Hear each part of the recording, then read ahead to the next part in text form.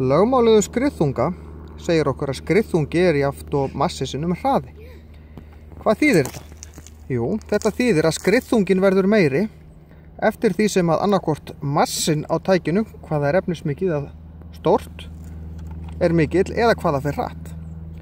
Þannig að ef ég sleppi núna, þá rúlar þetta af stað með ákveðnum skriðþunga, en ef ég eik massan í þessu öllu saman og stilli þessu upp aftur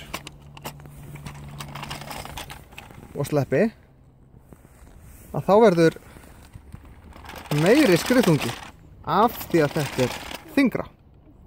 Hraðinn skiptir líka máli, þess vegna er erfiðara og tekur lengri tíma að stoppa mjög þungan bíl, en það tekur líka meiri tíma að stoppa bíl sem fer mjög hratt. Og þá hlýtur að taka mestan tíma að stoppa þungan bíl sem fer mjög hratt.